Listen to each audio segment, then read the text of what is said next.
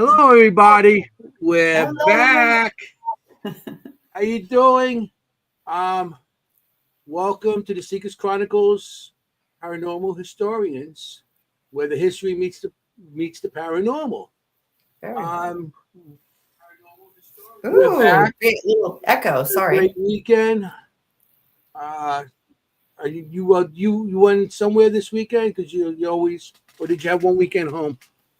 You know what? I did forget last week that I did have an investigation. We we're back with Morris County Parks Commission, which is in New Jersey, where we live. It's in Morris County, New Jersey. We investigate lovely historical places, and we had a pre-investigation for our public event. And this is an interesting one because it's outdoors. So outside of the Mm, Willows Mansion in yes. yeah, and it's the Willows Mansion we did feature on one of our shows. So it's outside of it. It's called the Foster Fields Living Historical Farm. So I'm joking that we're investigating with cows, but literally we are. But it's a beautiful historical property. And I love that we're doing the outside, not just the inside, because people forget that, don't they, Anthony, Mhm. sometimes? Like they just Yeah, go yeah. inside and they forget the outside. So I'm excited. It's September 27th. We had a pre-investigation which with some of our good friends. And I forgot to mention that last time. So no, this Yeah. weekend I was just chilling out. Yeah. And this weekend I had a huge weekend. I Um, know. So figured I'd get me out of the yeah, way because now it's going to be all about you this about time. I'm going to the sit back and eat my sour Haribo bats. my first time to Maine. I never been to Maine in my life. Really? Yeah, my first time. It's nice. I'm driving up there, and all of a sudden I'm looking back. There's water on both sides of the road. I'm like, where the hell am Huh? I? I said, I was there with Uncle Giuseppe, and I was like, we're not in Oz no more. It's like It's like being in it's Baltimore almost. beautiful. It's I mean, in really Maryland. beautiful Yeah. area. Yeah, I was at the Maine Paranormal and Horror Con, the first ever. It was unbelievable. Was it? It was unbelievable. That I mean, the guest. I mean, we went out for dinner and the night before the event, and it's 8 hour ride for me. So I got 8 hours. I left Friday morning. 8 hours, and then we'll get there, and I had to set up, and I was by 4 o'clock, and then went out to dinner and stuff. But it was awesome location, and I can't wait to that's hear what all we're about going to be it. talking about tonight. I'm so But yeah, excited. I got to show my art. I had so many people. I mean, it's the first time that I went from paranormal and horror con in one thing. So it's like I've I never done that. went over Yeah. went over Cool. genres, and the people with the horror and stuff, they loved my pictures. I was like, unbelievable. And hopefully, handed out a lot of cards. So hopefully, somebody be in the audience. And if they're in the You audience, they're gonna actually announce that they met me at the main. Oh, Uh, good. Yeah, let us know, so and hopefully, I'll I post the will. comments. You So weren't expecting that, Anthony? You weren't expecting the horror people to like your drawing so much. We'll get into it, no, but no, no. I never do. I guess I'm the hardest critic of my of art. course, Remember, we all are. I had it Yeah. hidden for years. Only 3 years ago, I just started bringing it out, and I was reluctant to bring it out. And now I've been doing the Paracons or the Paracons, and now Horrorcons. I did the cryptics and everything. I did Yeah, all you the did. things, You and did. and Yeah. they, and everybody seems to like it, and I'm finding it to be like wow. And they're telling me, "Oh, you're such a great artist." I You never thought I are. was. I never thought I was. I thought I was okay. I did make art school, and when I was, but I never went because I thought it was too cool. I had to go to another school, and you know, You were I, too I, I cool. actually made the New York School of Art Really? to go for high school. Yeah, yeah. But they didn't have room the first year. They had room the second year, and they called me, and I didn't know that. yeah, and I was like, I'm here with my friends, and I should have Yeah. went, but I did what I had to do. But Yeah, no, you exactly. know, No, I get it. You're here now. I feel like yeah. you're here now where you're meant to be. So this is great hmm stuff. I So can't believe you drove 8 hours. The whole I'm last going to week just. he was like, "Oh, it'll be a couple hours to get there," and I'm thinking, and I kept saying, "Anthony, I don't think you've looked at a map." I thought it was going to be like 24 hours or something like Yeah, that. no, I was like, 24 hours, it's like I going to Gettysburg, but nah, you know. So I'm just no. going to show you a couple of my pictures that I had, and then we'll bring the guest in. This is me at the show. Oh, looking badass. Look at this, the Spirit Odd. Okay, and this was my setup that I had at the show. You know, all the Nice. different locations, and people seem to love it. Okay, that was my little table there with my stuff, advertising this show and my art. You know, that's some of my art that I had there. You It know, of looks course, I good. had my Seekers Club of the Paranormal. I had Yeah. to have that out too. You know, and then I Yep. reset it the next day. I put more pitch signs up and everything. You know, so here's some of the more of my pictures, and I'll show these quick because I want to bring the guest on. He's No, such but a we great want to guy. get a better look at them in a little while because you can talk about some of them. Yeah. That's a So nice setup. That they had more room than usual. Usually we're like stuffed in. yeah, yeah. They did have a nice. This was a convention center. That's why it's not a That's hotel. right. So Yeah, the Augusta, is that right? Augusta Convention Augusta, Center. yeah, See, I was paying attention. So we have a question that's that's it. really good. This one that I want you to answer because a lot of people Is your ask this art question. displayed, or do you have copies you can sell? Well, after this show and after the Gettysburg one, I really think I'm going to start making copies, and um, you know, I will sell some because I like to get some of my art out there because people have been asking about it. I was also Yes, they about have. making some T-shirts and some of the on some of the pictures and stuff like that. Yeah. So I'll let everybody know when I can get to that point and start doing that because I mean I never thought this would ever be such a um so Yeah, really, I agree. Like I think the last couple times I've been with you, people have asked you if some are for sale, and I think it would be cool, like in Gettysburg, for you to sell the yeah, Gettysburg one, like prints of the Gettysburg one, hmm that pertain to the location. yeah. I mean I will have a main one because I did see somebody up on the balcony waiting, you know, looking down. So Cool. Well, you have a customer here already. yeah. Our friend So, Melissa. Hi, but Melissa. I'm definitely getting the book together with the pictures. Definitely Yes, have we're to get doing that that. together because We're people have been doing that. asking about that too, and everybody's like, Okay. I would buy that, so we will. It's got to be it's a priority for sure. Yeah, I'm going to have to get the books and the print out and stuff like that. Maybe by next year, I'll have one. I'll have a book to start. Definitely So by next year. let's get our guest in here. I can't wait to talk to him. Yes, Well, it's talk to him some episode more. We 48. spent Are so we? much time this weekend, Friday, Saturday, Sunday. You know, we missed each other on Monday, so I have to bring him back on Tuesday I to have love a it. conversation with him. You know, so yeah. So here, Jenny, take the honors. I will. And yeah, it's episode 48, correct? Oh my gosh, I can't believe it. We are nearing a year, people. That's right. I Nearing also a year. we're booked with guests into February 2026. We got guests, so that's awesome. So So I'm sorry. no, it's Bring in our good. guest. Keep on coming back, everybody. We're booked until February. Unbelievable. So Adam wants to know what shirt I have on. Let's just get this out of the way. I'm a massive David Lynch fan, and I recently found out that our friend Adam is as well. So I've got a Twin Peaks shirt on, our diner. Damn good coffee. He'll get it. Get the little midget dance in the background. We always talk about our shirts. You got a new one today? Oh, I got Paranormal Investigator. I got this at Gettysburg. Okay. With the Ouija I also board. got this Nice. out here. Oh, that's really nice. That's the design king. Yeah, Doing that. and they did a really good job on these also. He really did. Get, He really did on everything. On everything. Yeah, they went out on everything. So yeah, I'm really excited to talk to our guest and yes, me too. Sorry about that.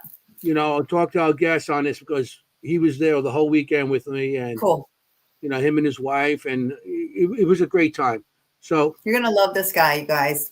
Okay, really, do the announcement. Warm welcome to Jeremy Cotter. Welcome to the show. Welcome to Seekers Chronicles. Hey, hello. How you doing, Anthony? Hello, Jen. How are you guys? Hello. We're Nice to doing have you. good. We're doing Well, good. thank you. It's my pleasure to be on here tonight. I really appreciate the opportunity. So, you know, We're so happy to have you. It's perfect timing. it Yeah. really is. It was an amazing weekend full of crazy times, but it was definitely worth every minute, and I definitely wouldn't trade it for anything. That's for sure. I love it. You know, Crazy times with Anthony Simonelli. I don't believe it. Yeah, I may we have had a few of those. dinners together, lunches, breakfast. Oh We yeah, had a whole deal. yes, we did. That's for sure. You know, I love it. it was an amazing event. You know, Jeff and Ashley and Danger, they did an amazing job. It was unlike anything I'd ever would have imagined for a first time event, and they knocked it out of the park for sure. I mean, everything was Did just they? spot on. Oh, it I was had no spot on. doubt. You know? We I had mean, them on the week before. So oh, this is okay. so cool to do a follow-up on it. Like we had them on the week before it, and now we have you to talk about the event afterwards. I feel like it's perfect. Yeah, it was a lot of. I am so happy that I was part of the event. You know, I did a panel of paranormal with four other great individuals, myself and Russ Stiver and Nathaniel Ewell, Adam Began, and Christina Spencer. The five of us were up on stage Saturday evening around 5 o'clock, and it was amazing. I mean, we had a decent crowd for being the last thing of the day before taking a break in between to go and have the VIP party around. Like I think it was like 7:15 ish that everybody's getting together for the VIP party. So it was a lot of fun, you know. Nice. And Nice. I had my little ceremony in between, but we can definitely get to that in a little bit. That's for sure. We're gonna definitely get to that. That's a big deal. Yeah, that's very cool. I think I have a picture of you on the panel. I don't know good. what it is. You can't miss me on the panel, that's for sure. No, we couldn't. That one thing we could not. No. Where is the panel?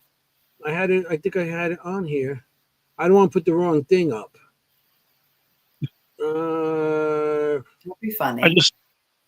There were so many pictures. There were just so many pictures, you know, and it's. I thought I took more pictures than I actually did. I guess I spent more time talking to people than I actually did taking pictures, which is normally what happens because, you know, my favorite part about going to conventions is connecting with people, talking to people, and getting to know them, and making new friendships, and seeing my old friends like Anthony, and you know, and getting a chance to spend time with my paranormal family, you know, which is as important to me as anything that you could possibly imagine, you know, and you know, 3 days it honestly didn't feel like long enough at times. My body would tell me otherwise, but my mind would definitely tell me that I definitely could use a little bit more time. You know? I hear that. Yeah, I ended up leaving that place on a cane. I had to walk. I was like, oh no. Was it a lot of walking? Well, it's a huge place. Standing. And, Plus, you're on your feet from the morning to the afternoon. You know, so it's like we got there like 9 o'clock in the morning, and you know, it was. I think after about 5 or 6 hours on Saturday, I went and took a quick break because I had to come back and do the panel, and we had wandered around for a while and talked to a lot of people, and I knew that I was gonna be talking to people all weekend, so I'm like, I gotta give my legs a break, and then I had to go back. I went and changed into costume because I had some things going on, and next thing you know, I am sitting on the panel dressed like Beetlejuice. So it's you know, it's I mean, I took the wig off. You can't miss the bright sprite, you know, the striped suit, the black and white striped suit. This is such a cool story, everybody. I can't wait to get to it.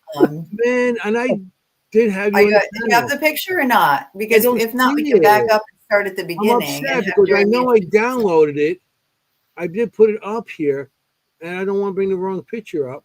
It's okay. Yeah, I know. I posted a bunch of pictures of it. And God only knows I've seen a lot of other pictures of me wearing that suit all day long since I've been scrolling through my Facebook today, and like, wow. I'm going to see. Looking like Beetlejuice. If I have it. I love it. I love it. There ain't nothing like seeing a 6'3", 360-pound plus person wearing a Beetlejuice costume walking around on the floor And I'll tell you, Sunday when I went back into the event on Sunday, I wasn't wearing the suit. They're like, "You were Beetlejuice yesterday." I'm like, "Yep, yes, I was." Like, hey, Beetlejuice. Some reason it's not coming up. Well, that's okay. Let's start at the beginning. So, you are a paranormal investigator, correct? Yes. Yep. That's that's one thing I definitely enjoy. So. Yeah. So usually our first question, since this is a paranormal show and a history show, is how that came about. How did you get involved in that for people who don't know you? So I'm going to give you the long-winded story. I apologize for it, but I might as well just get it out there. We've got 2 hours here, Jeremy. You got 2 hours for your long-winded story. Your show. Go. So let me take it from the top. My wife was a huge fan of all the paranormal shows, like Paranormal State and Ghost Hunters, and all the other ones. I used to think it was all a bunch of bullshit. To be perfectly honest, I'm being honest. I used to make fun. I used to make fun of her watching the shows. Be like, "Oh my God, listen! I think a fly farted somewhere. I think that wasn't even a creak in the floor." My husband still says that kind of stuff. Because I don't know, it wasn't my thing at the time. So one day she decided that she wanted to go to a paranormal investigation at this place called the S.K. Pierce Haunted Victorian Mansion in Gardner, Massachusetts. It's a beautiful. Okay, you know it. Then that's great. So beautiful. Yeah. This was easily, I'm going to say 2011, 2012, somewhere around that time frame or so. And I went with her to go to the investigation, and she's like, I go, "Who's doing this?" She's like, "Oh, a paranormal medium's doing it." I go, "Oh yeah, well, I'm a paranormal XXX." I was just making all sorts of really stupid jokes. I say it all the time. I'm a medium. I'm a XXX. So we get to the place. Oh my God, I was like, this place is huge, and it was way before they did any of the renovations. I mean, this was back when it was still raw, bare bones. They were still working. I mean, they weren't even really starting the renovations at that point yet. So, it definitely had a lot of patina to it, to say the least. And so, on a lot of investigations that groups hold, they usually do like a tour. They take you on a tour of the facility. They get all the patrons together, and they take you up the stairs. And if you know SK Pierce, the staircase that has the thing on at the top of the first level, right before the staircase that goes up to the third level. There's like they had like the master bedroom, and they had like the woman's red room on the side. I mean, this is before they even really went into any detail, So I can't stay in a pack to save my life. It's just not my nature. I have to branch off and go do things on my own, because that's just who I am. Yeah. So the tour went off to go do something. I took a right-hand turn into what they call the old nursery. So when I walked into this room, then there was a connective room. And all that was in there was like a crib. On the floor, there was like a dresser and a mirror that was partially hanging off of the wall. You get the idea. So all of a sudden I'm in there and I'm looking, and this big black mass comes out from the side of the wall. It literally blocked the window and the street light you could see from that window for a couple of seconds, and then went poof and disappeared. What? And I'm like, what in the blue hell was this? So because of my previous thing that I used to do, I'm sitting there looking for wires. I'm looking for a smoke machine. I'm looking for a projector. I was in, and we'll talk about that later. I was in some, a performance art at one point, or performance thing. And we'll talk about it. I was looking for a way that this could possibly have gone, and there was nothing. Like, this was just, it was an old wall, a mirror, and the wire that kept it going on. And I was like, "Oh, what the hell did I just see?" So I backed slowly out of the room, and I went to go find my wife. And I go, "Honey, I don't know what the hell this was, but I just saw something crazy." And she's like, "Really?" I go, "Yep." And from there on, that was my very first experience face to face with any kind of an entity of any nature. That's incredible. That's an experience. And I'm very fortunate that since then I have everything has just changed for me. I went from being a skeptic to being sensitive to becoming clairvoyant. So I'm actually able to communicate with spirits now, just like I'm talking to you guys. I can actually talk to spirits directly, and it's really cool. I never thought it was going to happen. I didn't understand why it happened. It just happened. Like, it started off easy, like catching things out of the corner of the eye, like you normally see, and then they would actually come walking out in full view, and then I could start hearing like phantom conversations, and I could actually hear them clearer. And then I started realizing that I didn't need equipment to be able to hear what was going on, and I would have people who were at investigations that I was at using equipment to verify what I heard. And it's weird. I have a lot. Usually, it's a lot of child and woman spirits that flock to me for attention, and then sometimes I get the alpha males who will kind of try to like step up to me because I'm a big guy, and how male, whatever it is, but bravado or whatever. But wow,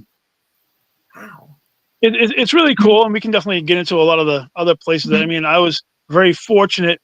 I'm very happy that I've had a chance to go to places like the Lizzie Borden Bed and Breakfast. I've had the chance to go to many, many places, and I learned to have an appreciation for the paranormal. Not because of TV shows, because I really didn't get my start in TV shows. I really didn't sit there and watch the shows.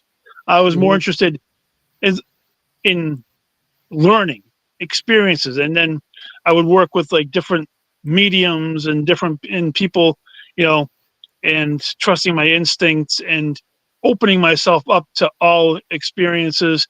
I learned how to turn myself on, but I'm not too good about turning myself back down. I'm still working on the grounding part. I'm still working on turning off my abilities.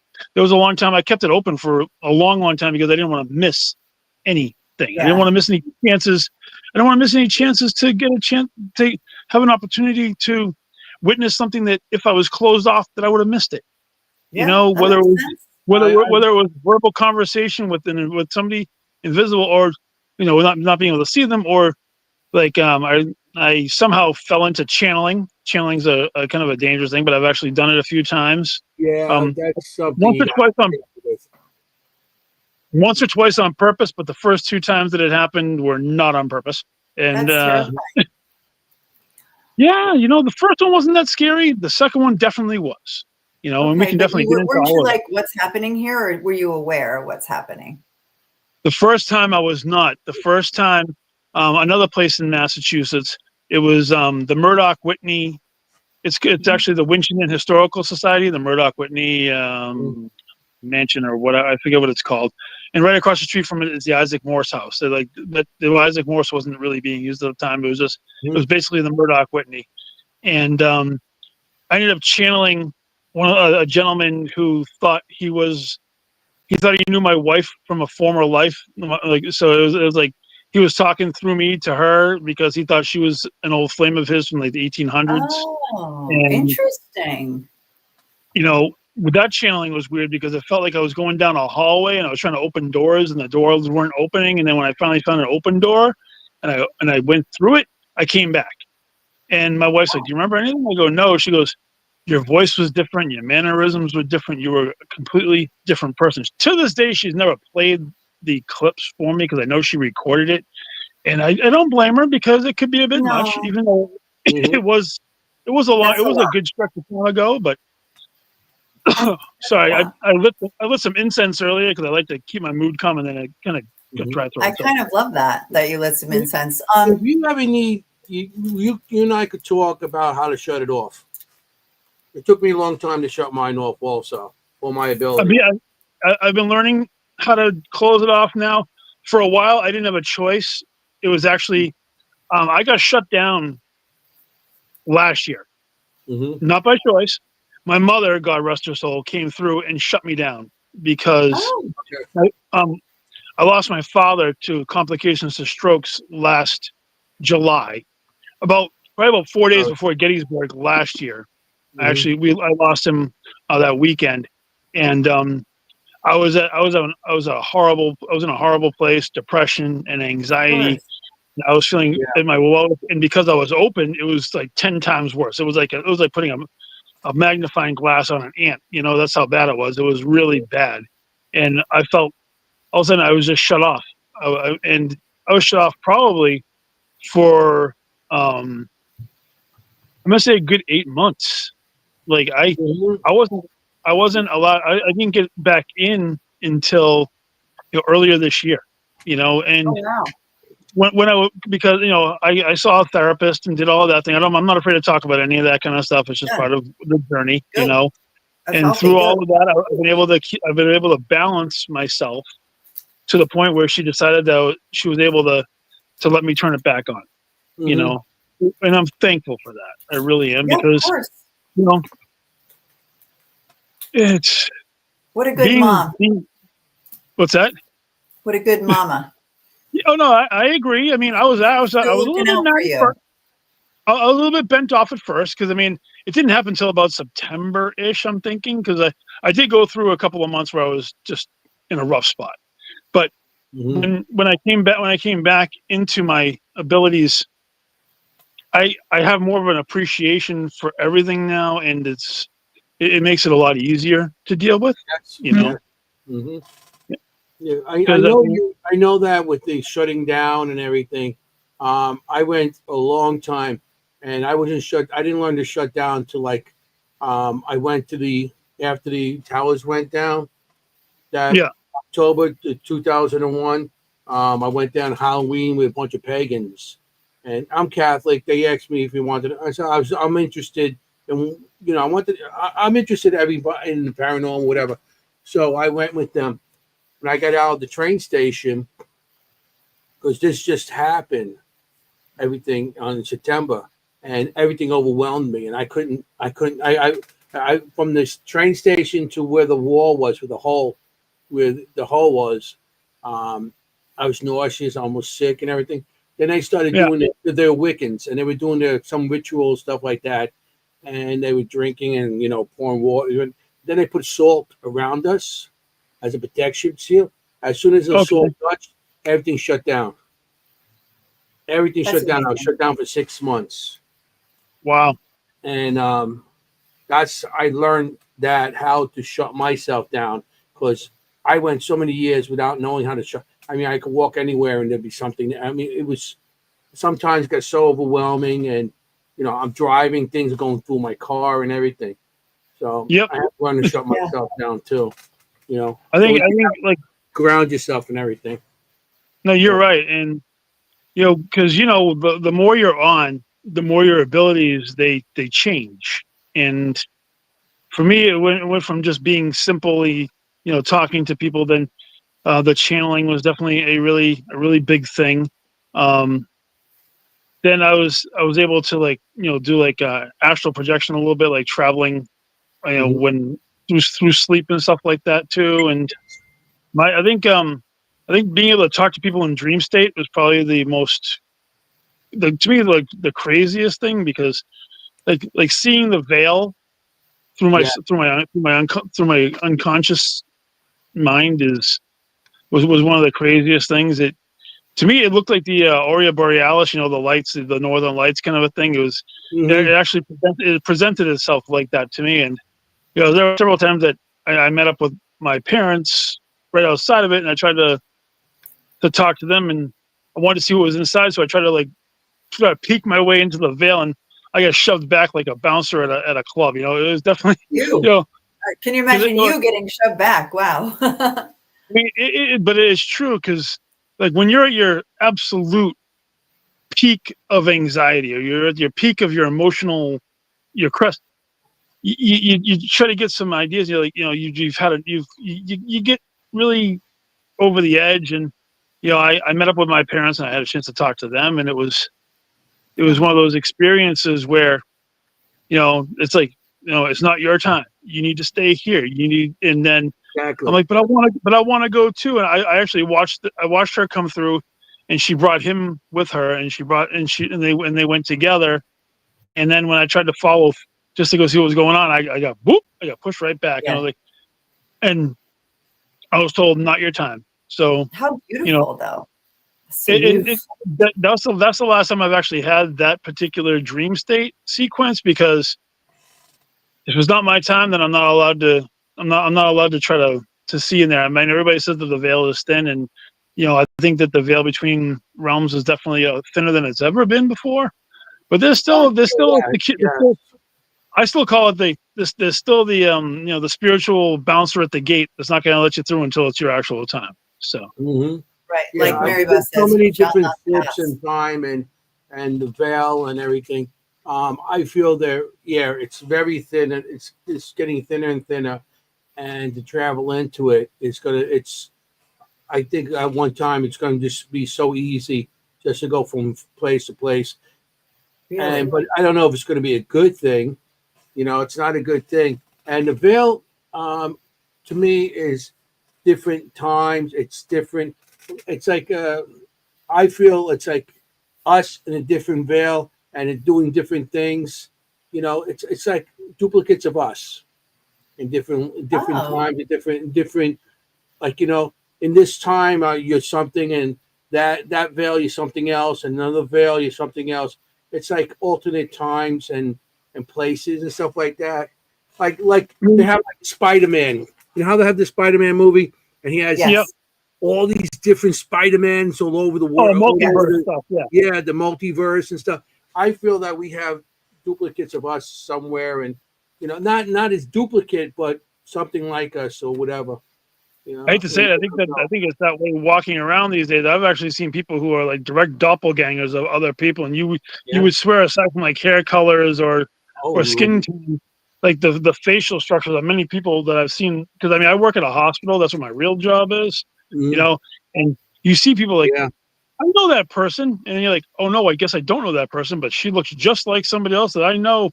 And it's amazing.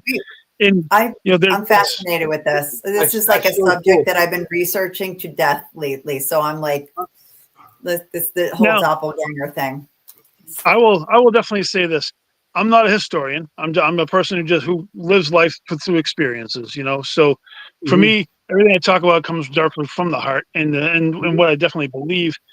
And lately, it's kind of weird. I spend a lot of time, like I go to the gym a couple days a week, and I'm like watching the monitors up on the TV, and they like the History Channel is on one of them, and Discovery Channel is on the other TV, like right where I'm always standing. And when the travel or the Travel Channel, whatever it is, and there was like they were talking about like when they they unearth different civilizations, whether they've been finding more and more civilizations in the jungle, and the civilizations that they're finding up in the Antarctic and like frozen areas, and in the desert they're finding, and the underwater cities. And you realize that these places actually did exist, and they're finding mechanisms that they can't even explain by today's standards how they work with all of the advanced technology. They don't even know how these things work. There was one particular episode, and I know it's getting off topic of shade, but let me just figure to bring it up. But I love it. Go for it. I saw this cube that had all these gears on it that they had found in a temple in I think it was South America. I think it was like a South American temple that they found this thing in. And they all stayed around and they had no idea what it was for or how it worked. And these are scientists who deal with things that are much more complex, at least complex for us nowadays. They couldn't figure out that this basic box full of gears and what it might have been used for. And then my other favorite thing is the Easter Island heads. The heads of the Easter Island. And the fact that those things have full bodies underneath, and they're all holding weapons. They've actually done sonar to show that they're actually full-bodied with weapons. And then you think to yourself, how long did it take them to get all the way down so that only their heads show? And then people think that, some people that I know think that ghosts and spirits are actually from the people who were here before this current iteration of mankind was here, like the previous people, indigenous species who actually lived on this earth, which is kind of weird. I know. I mean, it's not really my I've never heard that theory. That's interesting. Well, if you think about it, look how many things they're finding that are buried that they can't explain, that predate any form of mankind that we possibly can go back and realize. And like there's so much stuff that they're finding more and more things that are just unexplainable. Like buried civilizations in the rock. It's like, how long has it been in there? Far longer than we have any documentation for, but it's cool, And I think the main part is that we're never going to know the true answers. Just like in the paranormal, we have so many great experiences, but we're never going to know the true meaning of it all because it's such a vast thing that anybody who calls themselves an expert, I just say no. I'm like, I laugh at maybe, that, really. maybe you're an expert in what you've done as far as like your experiences. Maybe that's great, but maybe not. as soon as you hear other conversations from people who have done things that you can't even explain, and you're like, well, I guess I don't really know anything about this, No. and how, and then there's people who have like they think that ghosts and the aliens and Bigfoot are all tied together, and I've heard that. Between aliens, between Bigfoot being an alien, which would explain how a 9-foot tall creature can cloak, unlike anything that the military could ever possibly come up with, or that even aliens even if aliens put mankind on this planet because they didn't like the last species of beings that they had on here, so they decided to wipe out that consciousness and put on a whole new one. We don't know. Right. All we know is what we have documented, which is really not much at all. So no, it's a small drop in the bucket, And look at the seas, the oceans, and all the vast stuff that they find there now. But it's like we know just nothing. We don't know anything about all these. We know nothing. We know nothing. Isn't that the scary part? We know nothing because they're finally admitting that dinosaurs were feathered. A lot of them were feathered. Everybody thought they were all just giant birds. Exactly, but they've actually been saying, well, they have the places where they were all feathers. Like a lot of them were completely gigantic feathered creatures. I'm like, that wouldn't surprise me at all. Yeah, and they and all the years that we were told lizards. So sorry, Anthony, go ahead. You follow 411 story. You follow the missing 411 stories. I'm not familiar. I don't think. I have no idea. Sorry, Mary Beth. There is so many things out there. It's hard. 411. I don't know what that is. Like information stories. Yeah, I definitely will have to at some point. There's just so much because like my wife is big into true crime, so I've been watching a lot of true like crime dramas and all like to.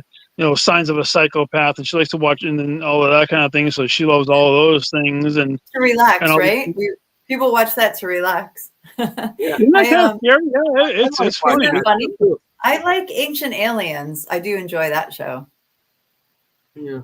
I mean, I do enjoy some paranormal shows, but it's so hard because like I would much rather. Be investigating, be in the moment, and be there than watch other people doing it on television.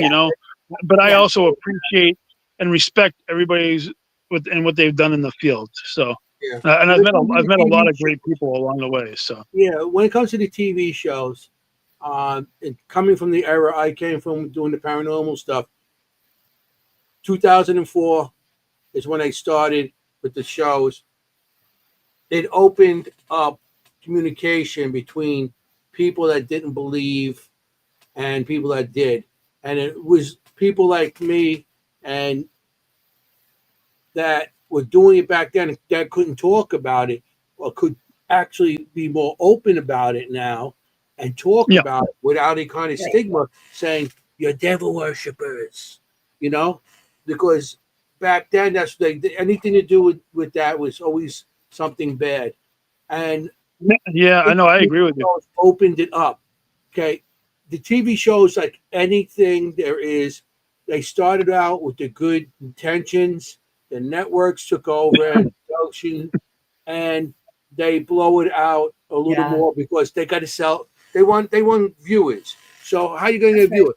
Not the way we investigate. We sit. How many hours we sit? How many hours we sit in a location that's dark and damp and not get nothing, and then we might 4 or 5 12 hours with nothing. 12 hours, yeah. We're like, it was awesome. You were sitting there, and then we get something like hey, look, we got an EVP. But that's the way it is. The right way of doing it is we sit hours. It's like fishing. When people go fishing, they go out on a boat, they throw their line in, they sit there all day. They may catch one, they may not. Paranormal is the same way. We throw our lines in and see if we can get something, without our equipment. So that's what's happening with the TV shows now, that they'll push something to make, to make somebody say, oh, because somebody told me this weekend, and I thought it was the right. It's now people just want to view things. They don't want to sit down and study or listen or read or nothing. They just want it bang, bang, bang, bang. Right. They want it now. They want it now. And the kids Yeah, that is true. Huh? Yep. That is true. That's the absolute truth. They don't want to sit there for hours. They want it right away. And because I've been with new people that came in, younger kids, and they'll go, when's something going to happen? Something may not happen. They want it now. And like with my pictures, people they like to watch. Now it's visual. And they say, people like to see the visual of things. And my pictures are like now giving, and I've been saying with the people, my drawings, I give faces to the dead. Mm-hmm. So everybody wants visual. So the shows now are starting to go left field, and I look at them and I don't watch them anymore because it's ridiculous. Some of them, the shows, what they're showing out there.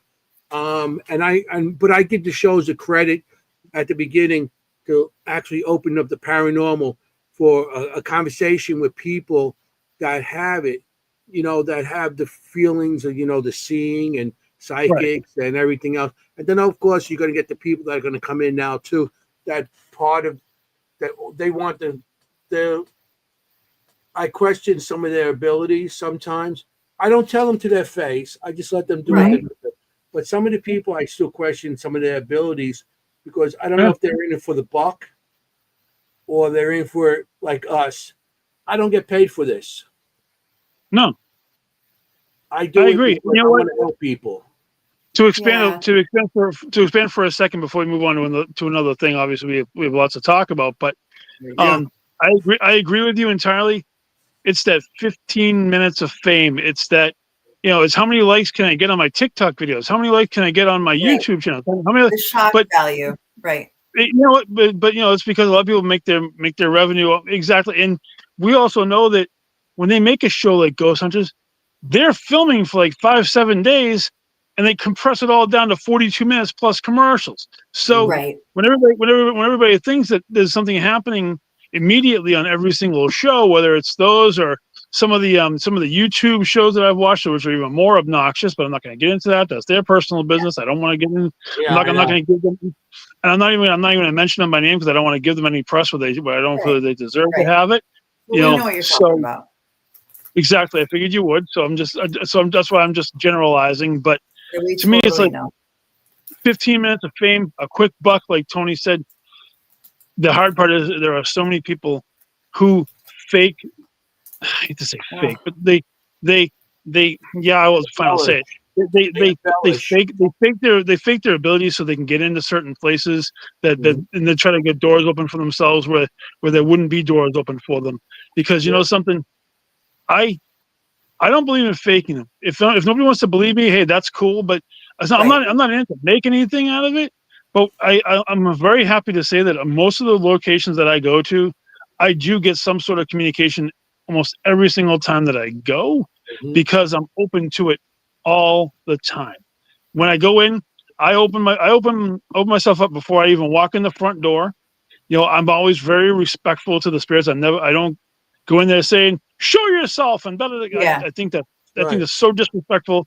I want to slap the people, let alone the ghosts want to slap people. I really am. I just like, you're not here. You're in their home. You're in their backyard. This is their place to live. Your ass is leaving in 3 or 4 hours. They're staying here for as long as they have to. So show some respect. That's my biggest thing. Show respect. 100%. Just like I show respect to people who I'm talking to, like you guys and everybody else. Show respect to the spirits who reside in these places. And please, if a spirit's grumpy, don't call them the friggin' D word. I'm not even going to use the D word because I hate the D word. And we all know what the D word is. We all know what the D word is. Nope. And I'm not talking about devil. That's the other D word that everybody seems to think is attached to every negative energy you can possibly think of. Nope. Like my wife and I learned. Go ahead. Sorry. Jeremy, I have a thing when people say that. I tell people you're not that special. Like, you're just not that special. Like, what makes Let me you tell you think something. you are so bad, and that you just that the demon would come to you? You know what I mean? have I to say think, you're not that special.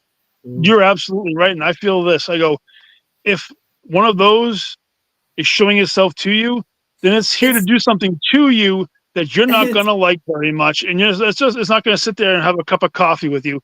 Right. You're going to be in some trouble.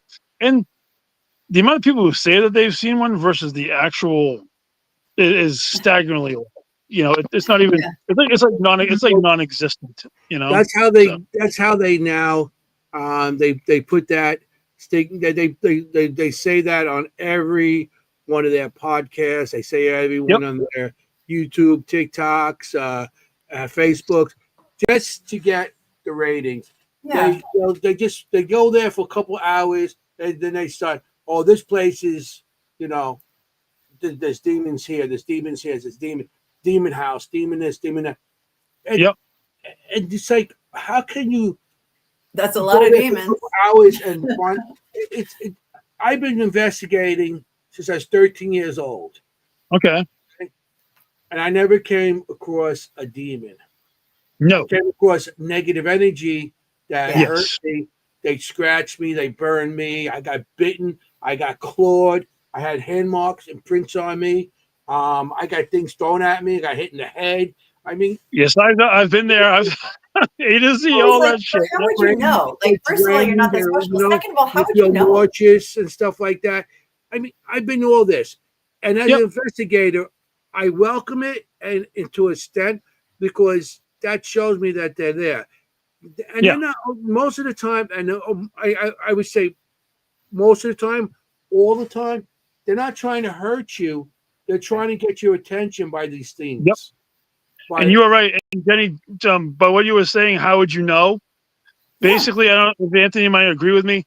One of the first things that we were taught early on is that there are, just like there are mean people in life or nice people in life, it's also how they're going to project themselves in the afterlife. And if you're a jerk in the real life, you might be one in the afterlife. It's not like you're going to all of a sudden change and be the happy-go-lucky spiritual energy. And Anthony, I also understand because I have definitely dealt with some very strong spirits, whether they're elementals or otherwise.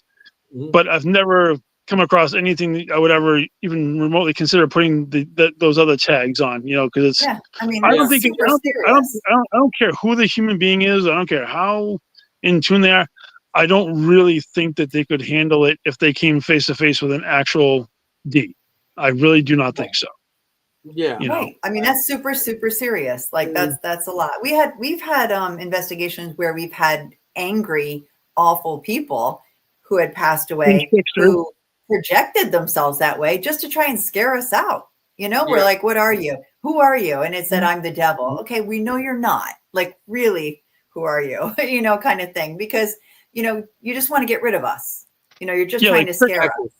But we didn't go right to, oh my God, it's the devil, kind of thing. We went to, okay, this guy's just mad and he wants us out of here. And he's trying to scare us, So we were like, we respect that. We're out of here. No problem. We'll let you have your space, and it was like, okay.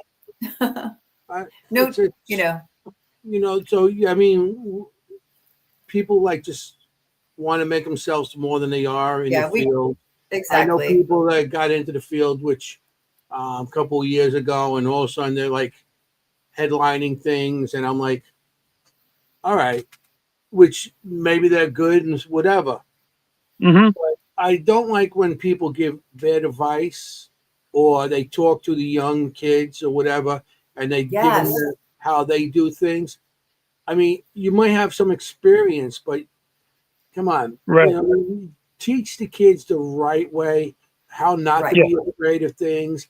How to, when the kid comes up to me and starts telling me their story, I listen to them. I speak to the kid.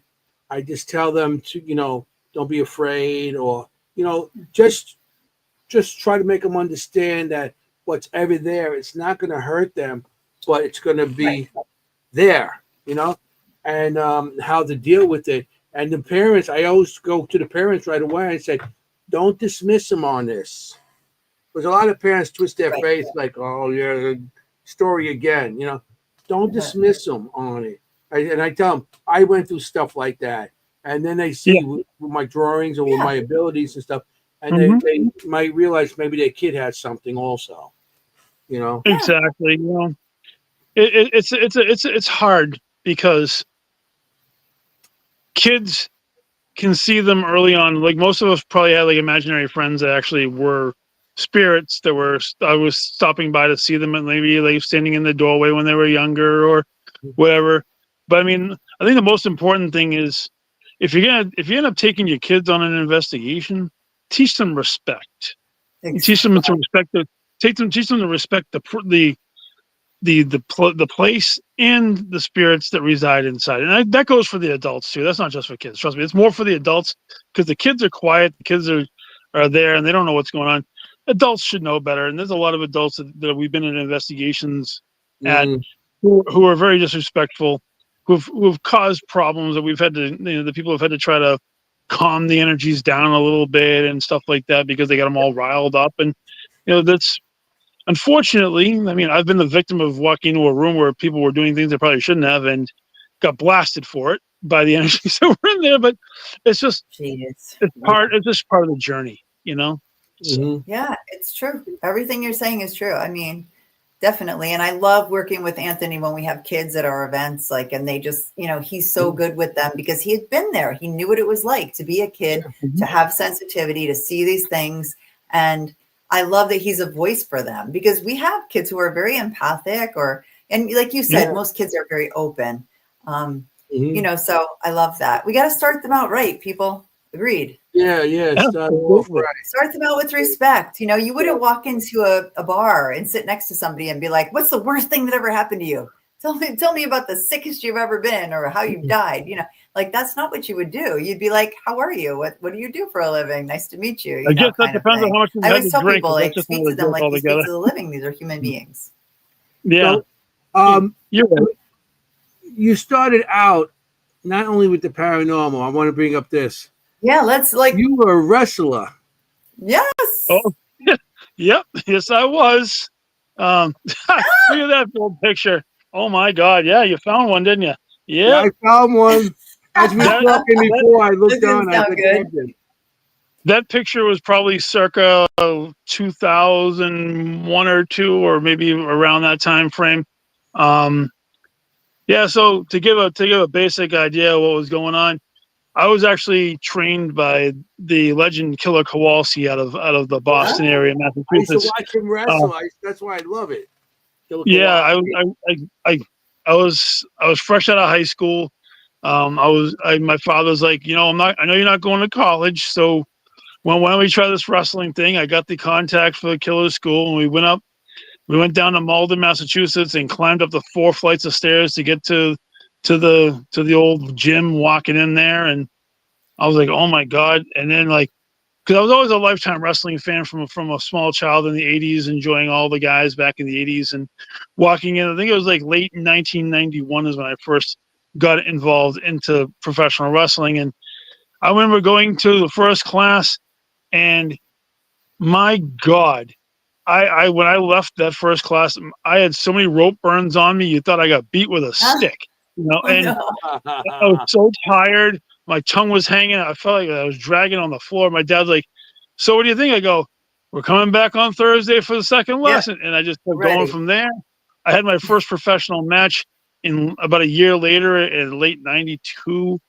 And then I wrestled all the way through till 2011 when I retired from professional wrestling in October of 2011. My body just wasn't taking the amount of damage that it probably it all caught up to me. And then for several years I was able to help out backstage, like with booking and character development for people and trying to help other young people come up, and I'm very thankful for all the people that I had a chance to get in the ring with some of my favorites from when I was a child, like King Kong Bundy and Jimmy Snuka and all these guys. Those guys are awesome. I used to watch them in the 70s. I used to go see even what's that? We used to go to the matches, and at Sunny Saigon's, and we knew the woman across the street knew the owner of the place, and they used to get a front row seats all the time, and we right there, and I got to meet every one of them. Of course, Bruno Sammartino was one of them. Oh yeah. So my go back.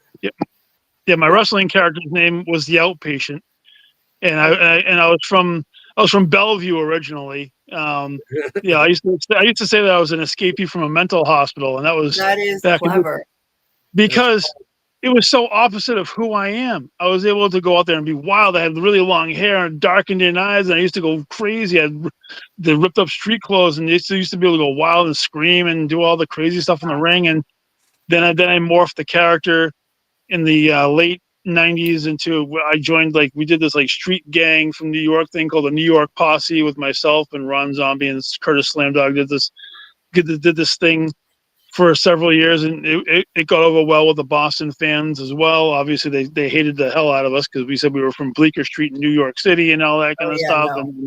No. And then later on, I morphed back into the Outpatient because all the promoters wanted me to do that character again. So I changed it again and I modified it and things like that. And it was quite a journey. I enjoyed it a lot. It was a lot of fun. I would never trade anything in the world for it. My body definitely feels it now at almost the age of 52. So it's definitely catches up to you after a while. But I had so many great bouncing off the thing, and then they say, "Oh, wrestling's fake." Well, something might be a little scripted, but you're still putting your body through that physical. Yeah, of course. Physical. It is really. Yeah, I agree with you. The characters and who wins and loses. Obviously, you can watch Netflix now. The show called Unseen on Netflix, and WWE's current product. They've yanked the curtain back so you can see everything that goes on with the productions and everything, and that's on Netflix live to watch every single time you want to. So, I mean, from there, back in the day when I was doing it, you tried to keep the reality and the fantasy separate from the fans, so the fans could have that immersive experience all the time. Right. Am I a drooling lunatic from Asylum? Was that crazy? No, but I was able to provide that character and entertain people, scare them sometimes. But definitely, I used to scare kids all the time. It used to be a lot of fun.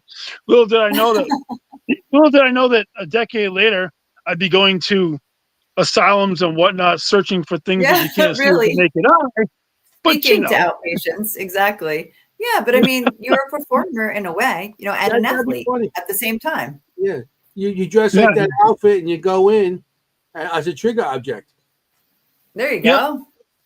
No, you're a big trigger object.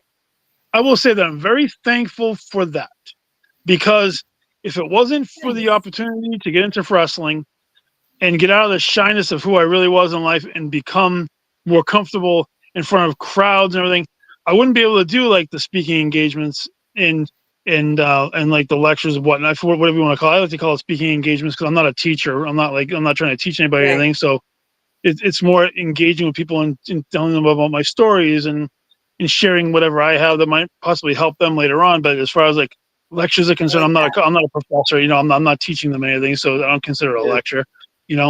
But it makes it so I'm comfortable in front of a group of people. I can do promos.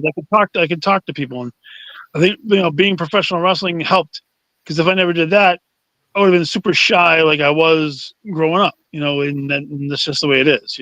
So yeah. So we last weekend we had a great time. So I want to show some of the pictures. Well, let's talk about the main. Let's get it right. So what's the official title? The main horror and paranormal convention. Main paranormal and horror convention. Okay. Yeah. Con. But they're just called the con. And that awesome logo. And we had the awesome logo. Let me get that up. There it is. Danger Close. What do you call it? Michael Danger. He Casper, he designed. Yeah, talented with design. Yeah. Oh, I agree entirely. I mean, I have never seen an event that had better signage and better direction, and everything was labeled where it was supposed to be, and nobody was like so confused on where to go because there were signs everywhere for what stuff was, and it was an amazing experience. You know, Jeffrey Whittam and Ashley Morel and Danger, they did an amazing job. You know, their team did a great job, you know, trying to keep everything in line, and nothing but kudos for them. You know, Jeff and Ashley. One. I mean, it's the first one. It's the initial, you know, inaugural. And if you told somebody, if you told somebody that was their very first convention, they'd probably call you a liar because it was so. And they drew such a giant house of people. I mean, I've seen like first time conventions that just drop. You know, they say, oh, we got 2,000 ticket sales, and literally maybe 200 people show up the whole weekend. I mean, I've seen ghost towns of events because of whatnot and so forth. You know, But I think they said the total of people walking through was like 6,000 people walked through the doors. Oh my God! Yeah, in 2 days. 2,500 tickets were sold just on Friday. Yeah, really. And yeah. It's like I don't know how many hundreds of VIP were sold. So, okay, this woman here, see her? Yep. Okay. Right there. Do you know her name? I do not. Okay. Look what she had tattooed on her. Oh, that's the person that got Jeff's logo tattooed on. Okay. He had told me about that. Yeah, beforehand. She came up. She goes, "Look," I said, "Oh, you're the lady that had it done." And she goes, "Yeah." And she, the whole weekend, she was free to go anywhere she wanted that weekend. Of course, you were. When you're a walking billboard, you might as well. You should get comps. Yeah. I gotta tell you, have it done there? Huh? What's that? Did she have it done there? Were there tattoo artists there? No, she had it done previously. Yeah. Oh my God, that's great. Yeah, they came out. I remember she had it done. I was talking to Jeff one day, and he showed me the picture of that. I was like, oh my God.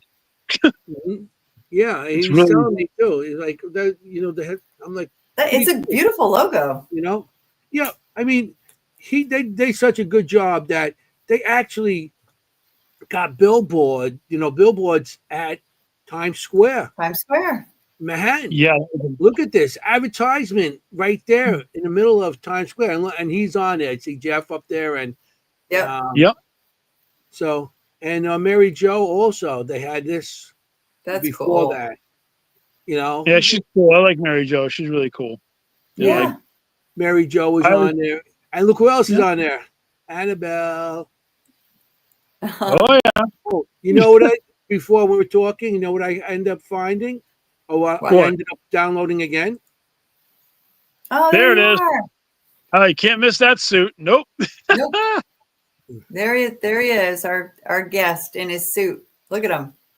Yep, that's there. My God, look at that, huh? Who knew Marvel's Kingpin was actually sitting up on stage? Good God. There's the whole Beetlejuice costume with the hair, yeah. With my buddy Joe Reno, and I love that guy. That guy is really I'm loving it. One of my favorite guys in the paranormal right there. Joe is really one of the best, you know. Yeah. I talked to him a little bit. I'm still getting to know a lot of these people here because this is up by you. You know, I know pretty much Jersey, Pennsylvania, and all these other states. And so, well, of course, I know you, but right. You know, Sam's the one who actually brought me up there, Sam Beltrusis. Oh yeah. Oh yeah, we can actually talk about how you and I first met. That's how we met. Yeah. Absolutely.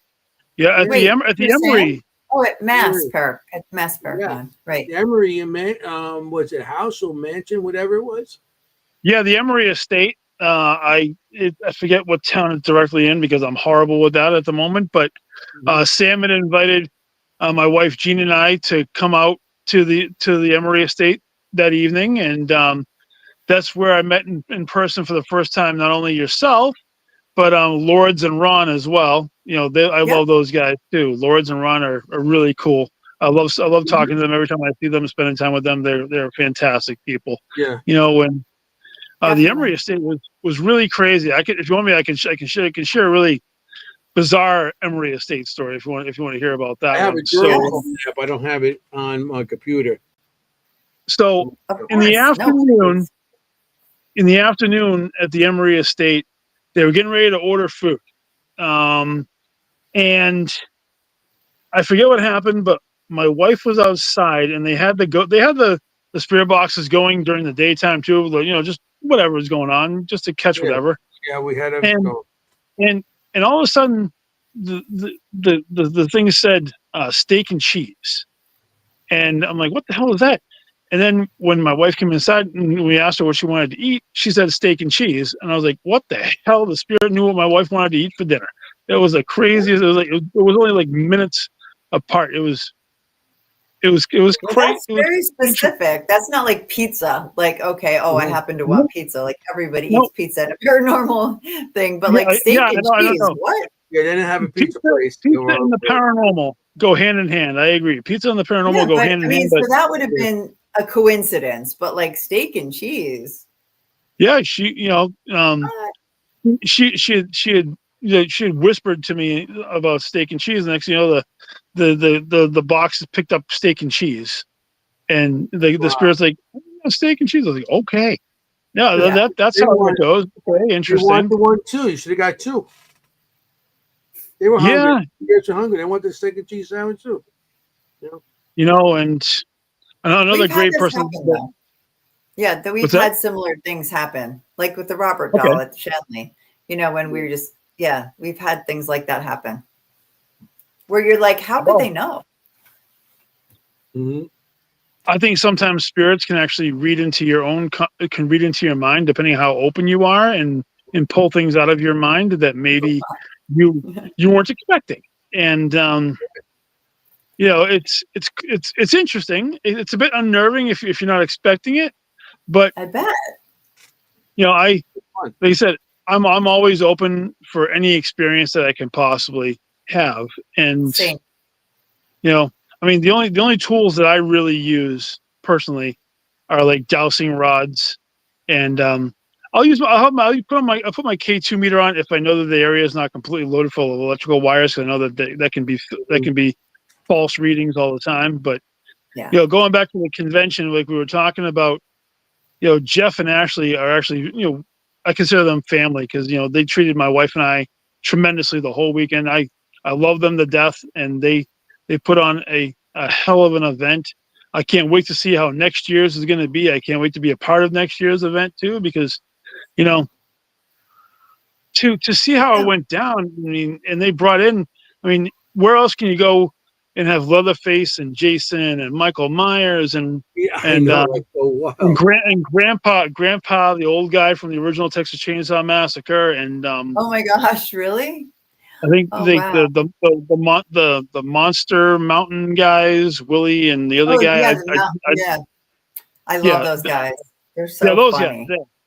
Yep, they were cool. I met them real quick, you know. But they're funny. Where else can you have? Can you have all those people? Yeah. And on the top floor, you have Annabelle and the mirror from the Conjuring Last Rites movie and other things. Where else can you have all that in one place, and then everything just runs so smoothly? You know, I've been to so many conventions that things just don't run smoothly. Things don't run right. And the fact that everything ran as smooth as it possibly could. I mean, I'm sure that there were some hiccups that nobody knew about because they kept it so quiet that you wouldn't know about it, you know? Yeah, exactly. But for the first time, I mean, that's just perfect. And so who is there for the paranormal? Who are some of the big names again? Well, I think Ryan Buell was the big paranormal. Tony Spera and his wife Judy were there. Okay. Johnny Zaffis, the godfather of the paranormal, really nice guy. I like him a lot. You know? Great. Yeah, John. I've been on a couple of investigations with him. He's such a great guy to be around. He is a great guy. He is cool. I was on an investigation with him one time at Salem Con years and years ago, before the newer version of Salem Con. It was the original Salem Cons, and he did an investigation in the back of one of the storefronts up on Essex Street in Salem, and he used an old tape recorder that they had to press down the record button and the play button at the same time to get the tape to go. And he had everybody go around. He had everybody go around the room and ask a question, and then put like 5 to 10 seconds in between each one. Played it back, and over 8 people got answers to their questions on that cassette tape. And people are like, oh, the cassette tape, probably had like previous voices. I'm like, no, they broke open a fresh cassette and put that in, so there was no previous recordings over. There's no generations breakdown of the tape. I'm sorry, but that particular device changed my opinion, because even though you could even use your cell phone and just hit record for a while and then go back and play that video and see if there's anything on that, nothing could possibly be more accurate than that old school tape recorder, because there's nothing else on it at all. So I got mine. I have one. I wonder sometimes if it doesn't filter out as much stuff. Yeah, John did the Conjuring House with us, and that's before everything went south. And he had one, and I had one, because I have mine also, which I like, the old recorder. Oh yeah. With each other. I apologize to everybody in the comment section. I can't see them because it's way too small, and my readers are in the car. It's fine. You can take a look. We'll let you know if there's a question, but there's some great comments and everybody agreeing with you. Sam was there. Oh yeah, that's right. And Sam, we love Sam. Oh, Sam is one of my favorite people in the paranormal as well. He's I've known him. Absolutely one of ours. Yeah, I've known him for a long time now, and the first time I've ever met him was in New Hampshire at the Black Swan Inn in Tilton, New Hampshire. I'll give that funny story too. I love that place. I've been there. I love that place. So we were doing an investigation there with some friends of ours. I think Brandy Wells, the psychic medium, she was running the event there. Wait a minute, because I was there with both of them too. That's funny. You know what? We might have been there at the same time and not even known each other at the time. You never know. So obviously this was a while ago. Sam was there. Yeah. Kristen Capucci, she's a tarot reader kind of person. She was there as well. I remember her. I love her. She's a darling too. But so we're good. We're getting ready to go down to one of the side house. You know how like the main house, but then they had like the side area. And we were going down the stairs. We were going down the stairs, and my poor wife, she tripped over her own feet and she flew in the air, and I caught her in midair and stood her back up. And Sam's like, "Wow, that was an amazing catch." I'm like, "Well, thank you." Yeah. I saved her from face planting on the ground outside of the. Well, that's your wrestling background. You're quick. Like you're quick. I know that if she was in the room with me right now, she'd probably be strangling me for sharing that story. But it's okay. No way, we've all done it. You know what's interesting? Like going back to John Zaffis, the first words that man ever said to me were, "You have a doppelganger." Speaking of. Wow. Yeah. Yeah. Yeah. That's a D word. That's a D word I don't mind saying, is doppelganger. Yeah. He said you have a doppelganger. I was like, okay. Hi. Nice to meet you. Yeah. Adam was great to say cannoli. Adam. Yeah. Cannoli. We have a drinking game on our show, Jeremy. Welcome to the drinking game. If we say cannoli, you have to take a drink. All right. We tend to talk about cannoli a lot on the show. That's all right. But going back to the event, there were a lot of tremendous vendors too. I give them all credit for making them. You're talking. Some of the vendors that I came across. There's some of the stuff that they had. And like another one of my favorite people, Danny and Lauren, the Radicals. Oh my God! Oh, I love them, Danny and Lauren. I love them. They're always with them. They're like they're like family to us too, and I love seeing those guys. Right there. I love them. Yeah. Danny is one of the most amazing vendors as far as presentation is concerned. And now if he sees this, I'm sure he would probably blush because he's a very, chill guy, but he's very humble, but they're Danny, both amazing. I agree. When Danny goes from being Danny to Danny Radical, he's like an old school carnival barker. He's amazing, and he can talk about his haunted objects, but his presentation, it pulls you in. Totally. He pulls you into the conversation, and no matter what, even if you weren't too sure that you were interested in the objects, you automatically get pulled into it. Oh yeah. I mean, you start telling a story, and you're like, what? Like you just get sucked in. He makes amazing spirit boards, like I have the one and only Star Wars Ouija board that he custom made for me and gave it to me for my birthday years ago. I don't have a plan. I'm not allowed to have a planchette for it because when I get around Ouija boards, crazy shit happens. Okay, well, fair. And I don't mind sharing a story about that. We can definitely get into that after we get finished reviewing with the convention. I want to cut you off. But look, this is their. See, it says your next. Yeah, Danny and Lauren. I love that. They have a hearse. Their daily driver. Oh, yeah. Their daily driver. I think they have 3. I believe they have 3 hearses. I think they have a his and her hearse. Yep. And honestly, if you get a chance to check them out, little plug, the Radicals with a K, do it. They're going to be guests. I think I have them. I don't know if I got them booked, but a couple of other people that around them I got booked also. So they came with they came to the Ritz Theater. Did they? Saw them. Yep. I can't remember who they came with. Sam. They think they came with Sam. Yeah. Huh.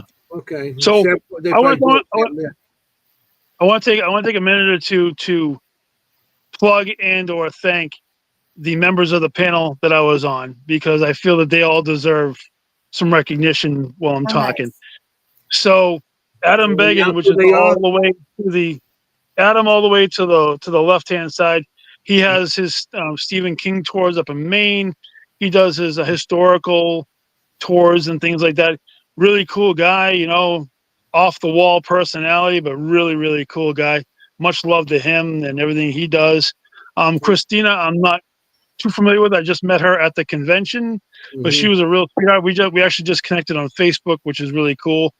She had a lot of stuff to talk about. I think she's involved in parapsychology, and it was really interesting to hear her speak. Funny, in the middle, going to be on my show.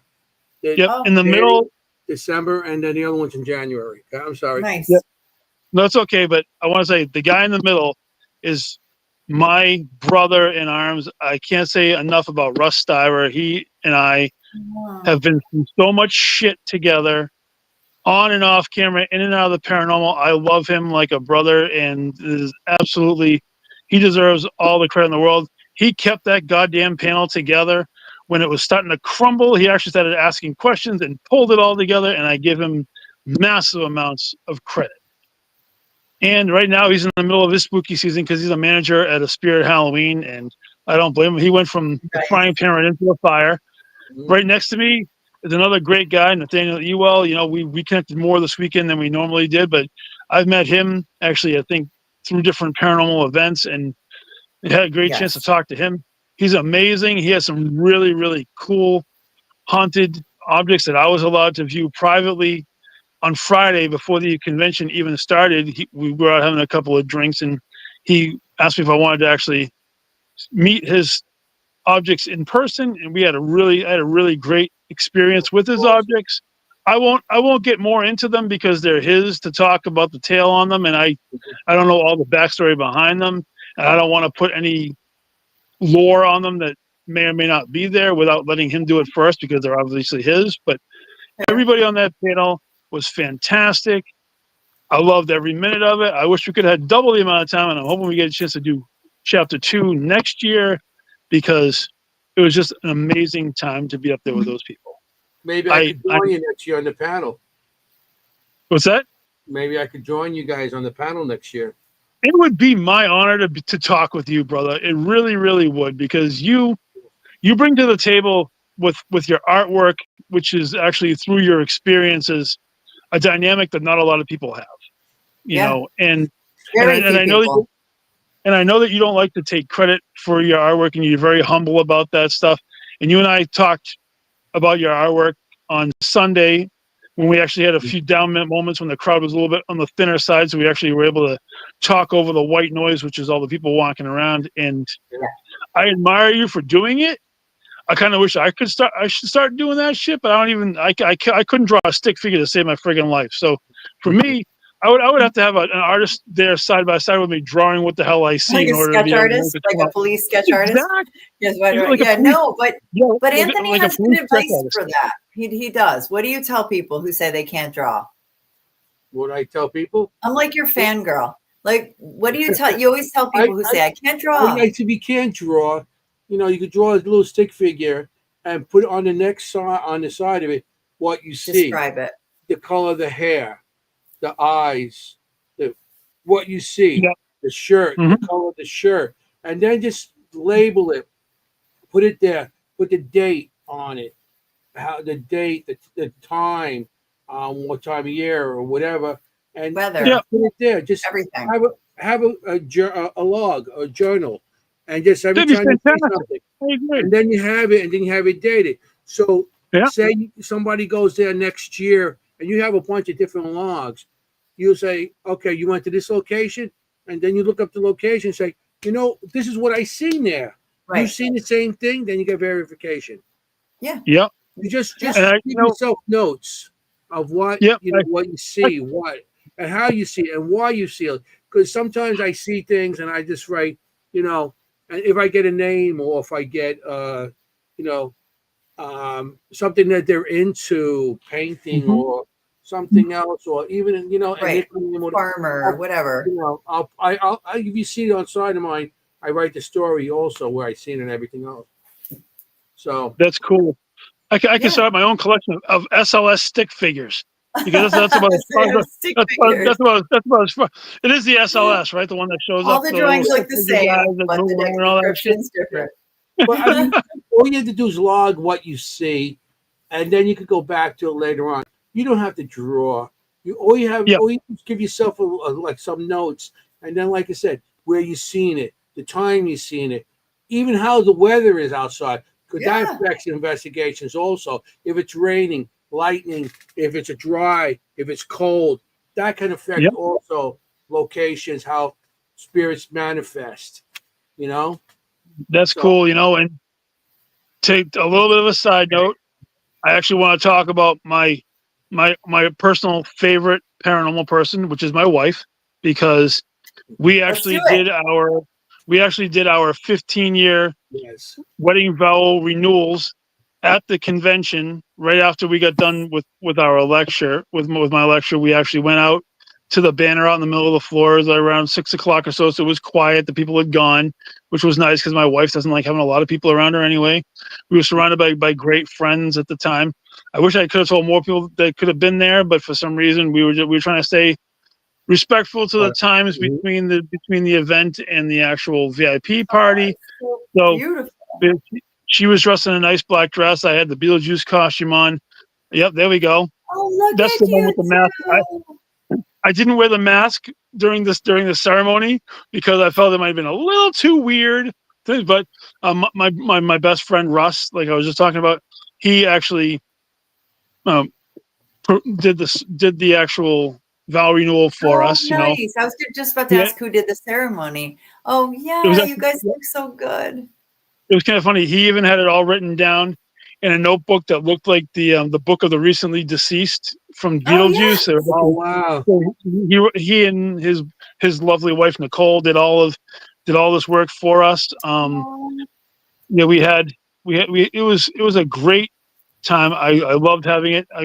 Having Jeff and Ashley allowing us to, the fact that Jeff and Ashley allowed us to actually do it there, and that's God awesome. bless her for having to put up with me for 15 years, and it's going to be a lot more than that afterwards because she just renewed her fate and she has to put up with it, which is great. But if it wasn't for her, I wouldn't be here talking to you right now because exactly she's the reason that I got into the paranormal. She's the reason that I haven't gone mentally insane and tried to just God only knows what, because she is my, she's my rock, and I have to give her credit. So to me, she is the most important person through the paranormal that I have on my side. And your wife's name is Jean, correct? Jean. Yep. Jean. Yep. I just want to shout out to Jean. You're amazing. You look beautiful in that black dress. Yep, she is the person who will stay as far away from the spotlight as humanly effing possible. And if the spotlight's here, she wants to be way over here. For me, if the spotlight's there, I'll take it because I'm used to it. So I'm the opposite. I'm like her. So Anthony's like you. So we do well together. Yeah, I'm happy to just stay in the background. We are the ultimate yin and yang, and. That's how it works. I am so grateful. I'm so grateful for her every single day. I know it's a huge plug for her, and I wanted to get a chance while we were talking to talk about this, because it was a big thing for us, and we were so happy that we were able to do this there, and I truly thank Jeff and Ashley, who allowed us to. There's Russ and his lovely wife Nicole in the last picture. There we go. Yep, there's Russ and his lovely wife Nicole, who we love very dearly. And it was so great that they were there with us, and they made the whole thing reality.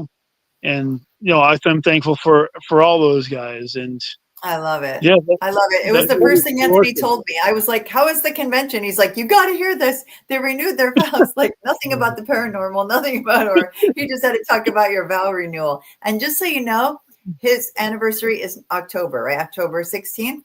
So happy anniversary. Happy 15th anniversary. This week, my parents are celebrating their 60th. My parents, their 60th anniversary on Thursday. So before I forget that, happy 60th anniversary, Mom and Dad, on Thursday. That's amazing. That's really amazing, and an oddball thing that I didn't realize about it until I actually did a little bit of digging. But on this weekend, my parents' wedding anniversary was the 7th. God rest both of their souls. September 7th. And September 7th was actually there. And the only reason I know this is because they used to play those numbers in the Mass State Lottery every week, twice a week, on top of birthdays mixed in and whatnot. But I love it. Yep, my dad does that. I did the math, and I'm like, oh my God, we did our anniversary vow renewal right around the time of my parents' anniversary. So romantic. And it really is, and it's amazing how it all falls together, It does. It does. When it's supposed to, it does. And when you're fighting it, it doesn't, Yeah. Oh, absolutely. I can honestly say without a shadow of a doubt, my wife and I have been together for 18 years. We have only had one you could consider a fight, but not really, in 18 years. We've Anthony, how about you? I was gonna say not me. No. I'm 33 years married. 30 for me, married. A couple of times in there. We may have fought once or twice. I think it was. I think that argument was before we got married, and that was it. But we don't fight. If she gets mad, I go in the other room. I go into the other room, and then things calm down and everything. It goes back to whatever. Yeah. There's no point in fighting over stupid shit. No. I want to show some pictures from the night we all got together. This is nice. Remember Friday night after what happened here, after we set up everything, we all got together. To me, this is the para unity, because we sat down, being Italian, to become friends, family. You have a meal together. You have a meal, drinks, and laughs. So that night we sat down at a table. We had like 40 people at it. That's the other end of the table. There's Patty. Haley, Mike Danger. Down on the end, you can see Ashley. And there's a bunch of people standing and talking around. Okay. This is our end of the table. Okay. There There's are. Me. There you go. My wife is actually cut off by the camera. She's like right next to me. Yeah. And I see you. I don't think she really minds. Tell you. because she's really No. shy when it comes to that. I see I Giuseppe. never realized to cut her off. You actually have a couple of pictures with her in it, I think. Yeah, I got a bunch of pictures with her in it. We had to sneak those. That's true. Mary Jo was behind, across from us, and There's Mary Jo. There you Nice guys boob. go. Oh, there that's she is. There she is, VIP. sitting right next to me. Yeah. Is Ashley? That's the shirt logo. she had on for that. Yeah, there's my wife. There's my wife and I looking at the logo. Yeah. I love got it. it here too. See? Well, that's a great photo. Got you. See? Yeah. Tell Jean we got her. She's on the show without being known. She's on the show. She's probably watching. Isn't it ironic that I'm wearing a Beetlejuice shirt right there, and then I ended up dressing like Beetlejuice at the convention? Did you plan that? No. Oh, wow. The Beetlejuice suit was actually a last minute thing because I originally had bought a one of those evil court jester suits to wear at the convention, but I never actually did wear the damn thing because I didn't like the way that it fit. So, and I wanted something. As soon as she showed me the black dress, I'm like, I need to look better than that if we're gonna do pictures. I don't need to have her marrying a clown. So I looked online real quick. I found the Beetlejuice suit, and I ordered it through Amazon. Thank God I had an Amazon card because I think the shipping cost more than the effing suit did. And then I'm sure. I had it sent to me. I got it within like 2 days. I'm like, thank God it's here. Shoved it in the bag, and I'm actually wearing the Beetlejuice shirt right now from. Oh my God! And your wife had a supernatural shirt on. So Mary Beth noticed. This is my ghost, the ghost with the most. Yep. Yes, Demon Sam. Look at that. Yep. The ghost with it's the amazing. We're into our t-shirts on this show, clearly. and then on Saturday night they had the VIP. VIP party, and we all went to that too. Well, matter of fact, it was like a last minute thing for me because I didn't get tickets for it right away. And then as it was getting to the end, I'm like, Jeff, if anybody does a show, I'll take a ticket, And he goes, oh, okay. So I got, he goes, sure. And then we went up there, and Joe, Uncle Giuseppe, and I both got in. So some of the people that I was there with, that we were there with. There's Patty, Patty. I love her. That's Ron LeBlanc, of course, Mary Jo. April Bussett. Yep, I know April. Yep. And where are you guys? I got you guys too. That's Mary Jo's husband, Bill. Bill is a cool dude. I like Bill. Bill's really cool dude. Bill doesn't get as much as Mary Jo is the attraction there. And then I shown us. There we go. There we go. And look, you can see Santiago in the background over there. Oh yeah, he is freaking hysterical. Santiago. Oh my God, Santi is out of control. He was dancing away to what was it, Rain and Men or something like that at the VIP party. Yeah, they had like a dance off going on. It was like freaking crazy. It was funny. He comes up and we're standing. I was standing there. It was me, Ronnie LeBlanc. Jeff was there. Mike Danger and Rob. Speaking of, he keeps calling him Mike Danger, but guess who's here? Hey, Mike. There he is. So we were standing there and on cue. What do you call it? And he comes up and he's like, "Oh man, maybe I shouldn't dance. Oh man, my body hurts." I'm like, "Yeah, I can imagine." He was on the floor doing the worm and all this stuff. I'm like, if I got on the floor, I'd still be on that floor. And then can you imagine? They'd be bringing me out with that hearse. The radicals could pick you up and put you in the radicals could pick you up in the hearse and drive you back. You really are next. I would have been falling apart with the way they were dancing. And Mike went dancing. They had a break dance contest, the two of them. I'm like, I'm standing this way. My eyes hurt just watching those two. I agree. That sounds it was amazing. Video. Yeah, it was just an amazing turnout. Like everything the turnouts were amazing. Everybody was really cool, you know, and I was so like I said, I'm just so thankful that I was able to be part of the event, that my wife and I were there, you know, and I can't wait to be part of it next year, because it's going to be even more crazy next year. If I know Jeff, Ashley, and you know, with Danger, Mike, and everybody in the group, I can imagine how much crazier it's going to get, how much bigger, or whatever they're going to do. Yeah, it's just it's going to be amazing no matter what, because I mean, they have a great template to start with. They know what worked this year, what may not have worked the way that they wanted it to, so they can always tweak things. I mean, I've been to plenty of events, whether they were wrestling conventions or paranormal, or I'm a gigantic horror fan, so to me, you know, and like you, I don't think we really touched on it.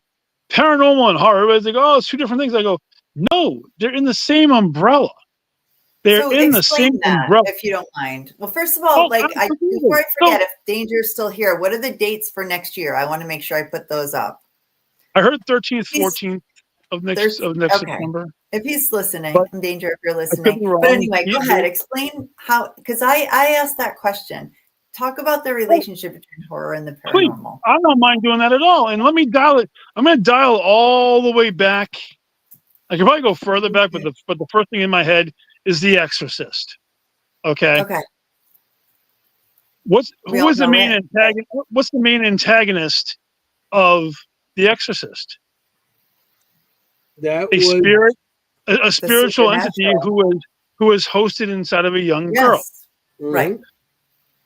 There's your paranormal. Your paranormal is the spirit inside of the girl. You know, the fact that a lot of your movie monsters are spectral as well. You know, let me see, 13 Ghosts, or your paranormal activity movies, your entire friggin' Conjuring universe series. Yeah. Oh, sure. It's all paranormal based horror movies. Poltergeist, all of the Poltergeist movies. And I'm guaranteeing you that, I mean, come on, Ghostface is a character that's supposed to look like a ghost. You know, there's even a Jason Voorhees movie where his spirit travels from person to person and makes them do the killing for him until he actually finds a host from his own bloodline, which is part 9. I know way too much about horror movies. It's ridiculous. But clearly, that's awesome. There's another one. Freddy Krueger was a vengeful spirit who haunted people and killed them in their dreams. That was my favorite. Chucky from Child's Play is a spirit who inhabited a doll. You know? So if you think about it, the paranormal and the horror go hand in hand. A lot of the TV shows are made to look dark and ominous because they want to put a little bit of jump into it, a little bit of fear, horror, paranormal ghost. So to me, it's all under the same umbrella. It's just different branches. Right. Or like The Ring. That's a good example. Yeah, there's another one. The Grudge, The Ring. Yeah. You know, but all of these franchises, and I know that there's a bunch of old school black and white movies that go all the way back, like some of the Vincent Price movies. There's the House on Haunted Hill, which is based off of ghosts and spirits, and that's from the late 60s. I mean, there was the one that came out in like the late 90s or so.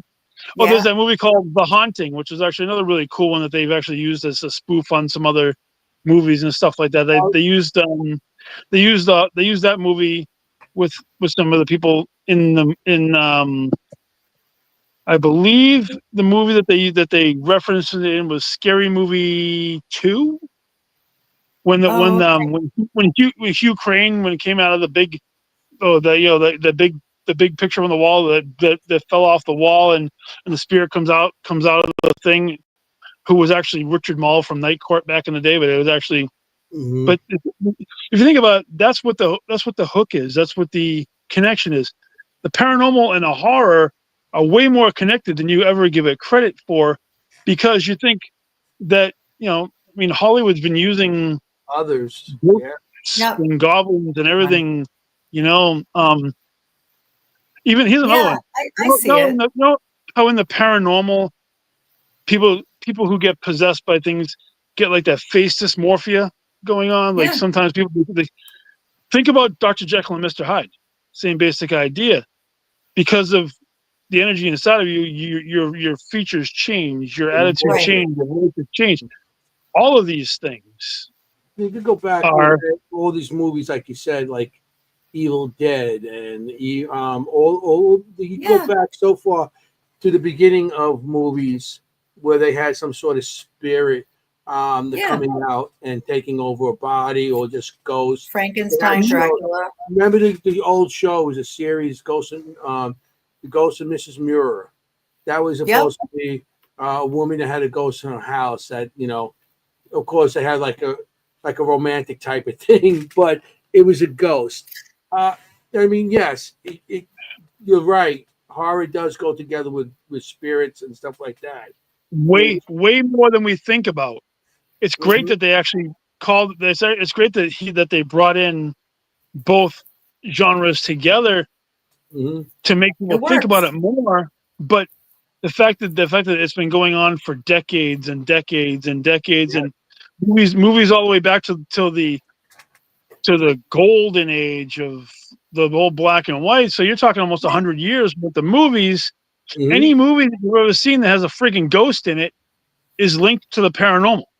Yeah, sure. Which is the truth. Bela Lugosi.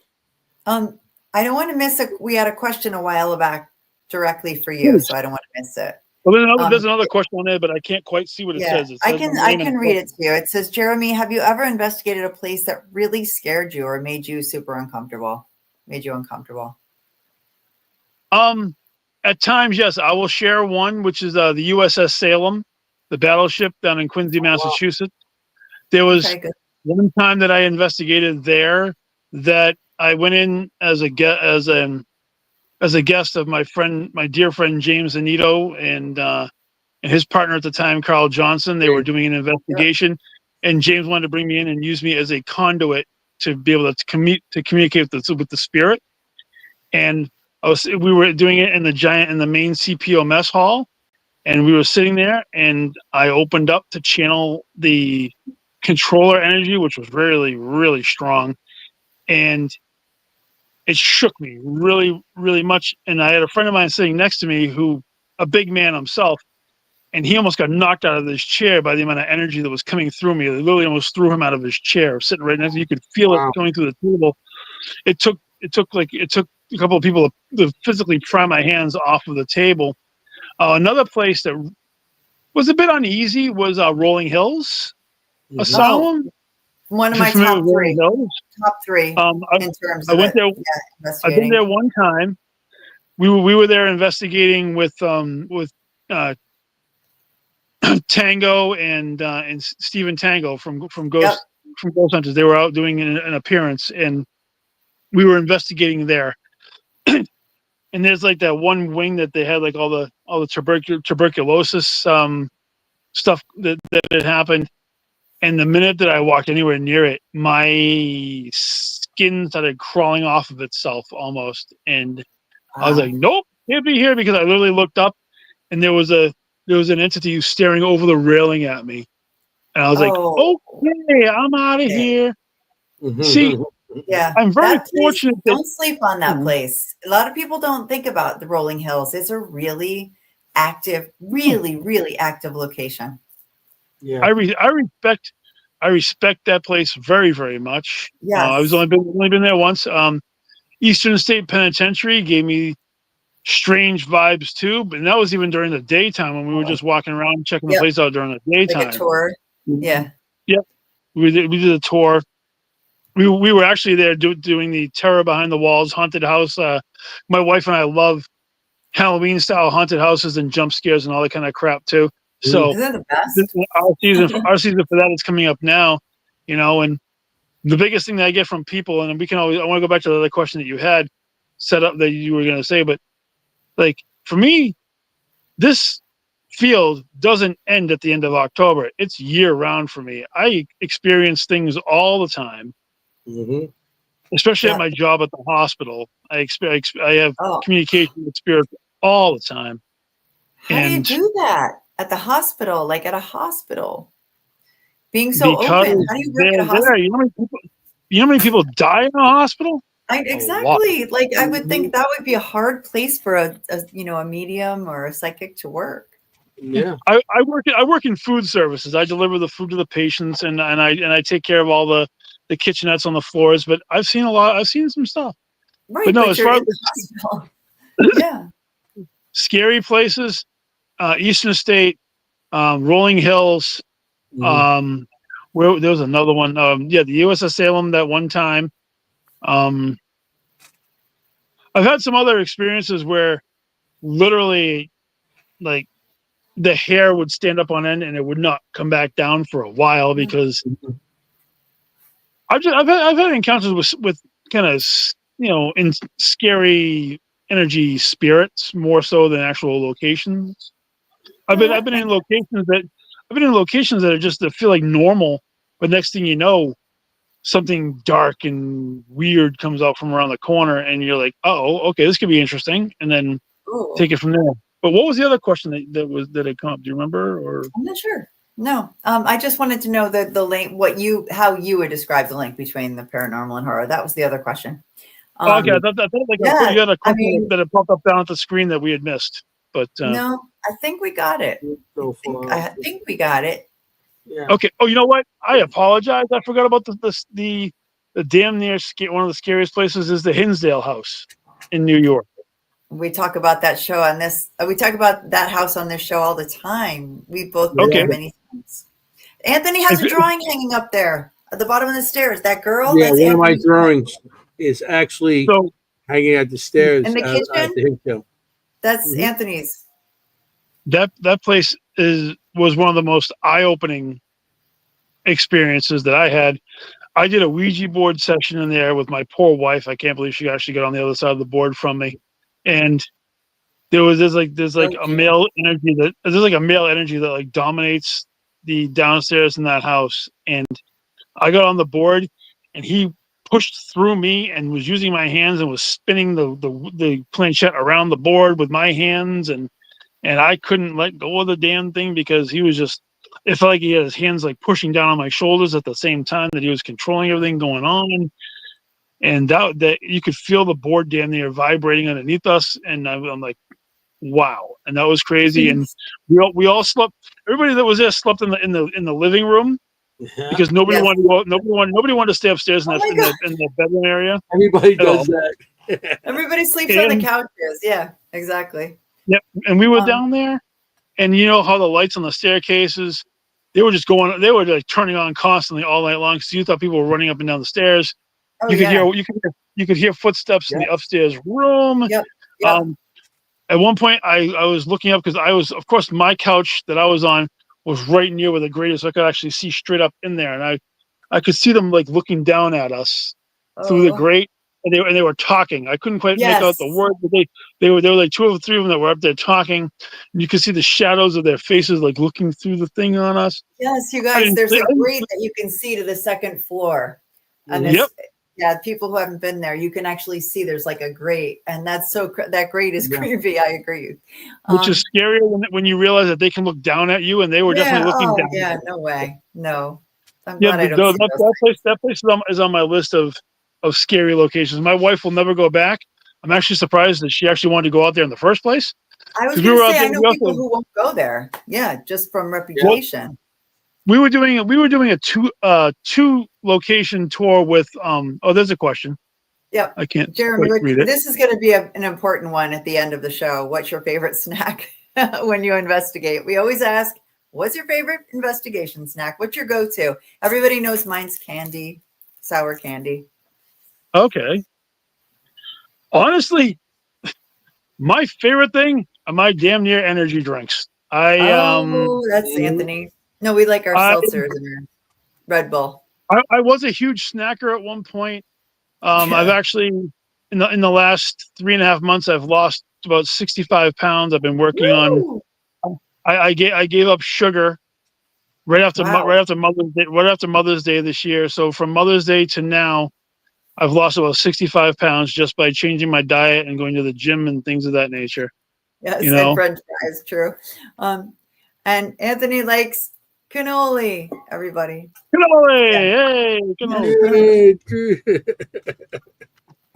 But sometimes like chips, or like for a long time it was actually like some kind of Hostess cake. I used to like to have those as a go-to, Yeah, you try need a to little pick me balance up. myself Yes. out a little bit, Yeah.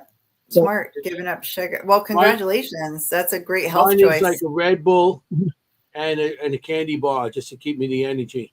Right. For me, it's like Bang energy drinks, Monster, anything with high caffeine, because I like to have all my senses going at all times. I like to have my mind as sharp as possible. When it crashes later on, well, shit happens. That's But the problem. in the moment, I don't want to be like feeling like I'm dragging. So I'll pound a couple of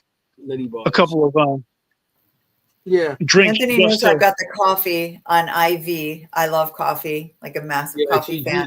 But I'm also a vegetarian, so Anthony likes to say, "Go out and eat the grass, Jenny." He goes, "Go outside and breathe."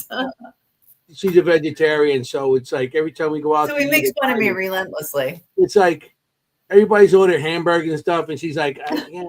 And she's chewing on a salad. So why don't you just go outside and graze on the grass?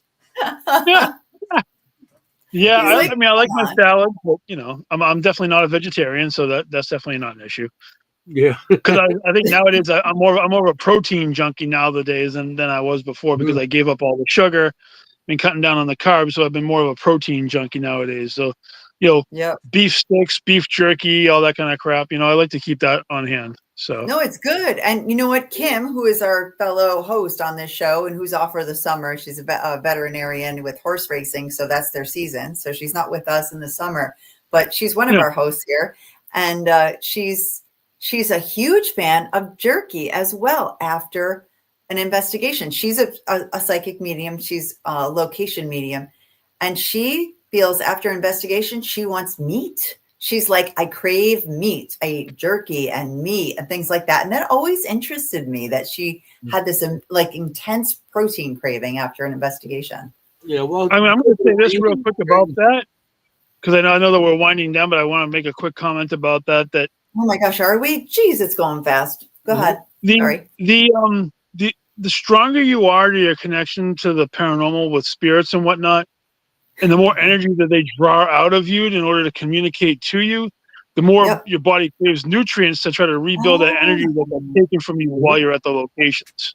That's right. So whether it's sugar, or some people are carb crazy, I think that's where the pizza and the paranormal come to roast, is because they like to get people to charge up on carbs, because they realize that the spirits are going to use you as a battery.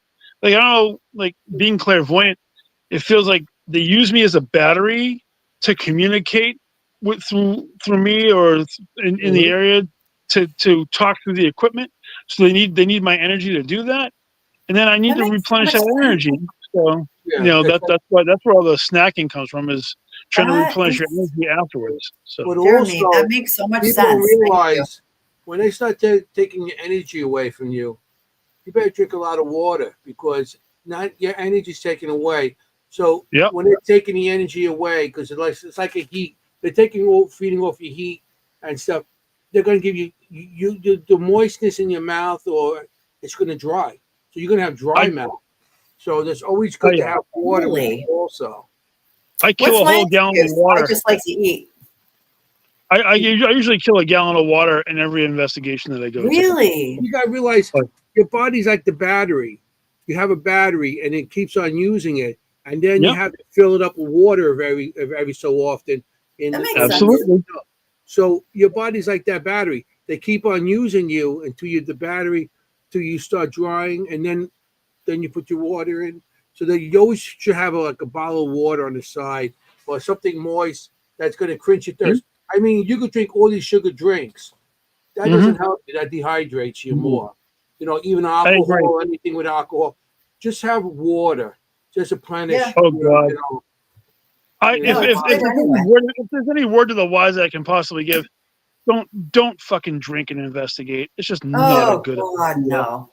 Never. Oh my God, that's the first F-bomb I used the whole night. But please don't drink. It was well used, Jeremy. Well used. Because don't do it. I've had a beer or two, but because of on the light ABV side. But it's still not a good idea because it compromises your senses, even if you only have one or two. And I'm a big guy, so 2 Bud Lights isn't going to do shit to me. But the more relaxed you are, and you lower your guard. I don't mind having a couple of beers later on after the investigation is over. As a relaxation thing. But when you're in the heat of the moment, you don't want to compromise yourself. Between that and smoking the green stuff, I know it's a big part of pop culture nowadays. But save your recreational shit until after the investigation. Don't do it during it. Cigarettes, who cares? Cigarettes ain't gonna do nothing to you. But as far as like your Mary Jane marijuana, whatever you want to call it, or your alcohol, save your recreational stuff for after your investigation because you're going to compromise yourself. You could possibly compromise somebody else who's next to you because it could cause problems. So you got to be safe. That's my personal opinion. So. They pop gummies. You don't need those the gummy, or anything that's gonna just change your attitude or just your thinking ability on investigation. You by popping, like smoking weed or eating gummies or just a drink, anything with alcohol, anything that's going to alter your ability to think. Don't do it. I have physically seen people go into investigations under the influence of something, and horrible shit has happened to them. I've seen people do it on purpose to think that they're opening up more. No, it's ridiculous if anybody has to. You have to open your think to think. I agree. Like I don't like to judge anyone, but I think it's great advice what you're giving. No, I'm not judging anybody. I'm just saying that. No, you're not. If you want to do it, that's fantastic. You're giving good advice. Save it for afterwards. No, you're giving good advice. You're not judging the person. You're giving good advice about investigations. You're saying do it whenever, not then. No, I agree. Yeah, I just meant, I don't, in general, but I think you're right. 100%. And like you said, don't forget safety. Like safety is a huge thing. We're in the dark. We're in asylums. We're in broken floors. We're in whatever, you're in the you could be in the hull of a battleship because there's plenty of ships. Exactly. What do you want to do? You want to try to climb over those ankle breakers if you have a couple of drinks in you or a couple of smokes? When you haven't, trust me. Yeah. And then if you have an experience, it could be questionable. Is it your experience or it's something hallucinating from you, whatever you did? Oh yeah. My God, where does the time go? The time just escaped from all of us. Do you love to go back to wrestling? Bobby wants to. Oh, do you enjoy it still? I still do watch professional wrestling as much as I can, usually through clips on YouTube because I don't have time to actually watch it on television.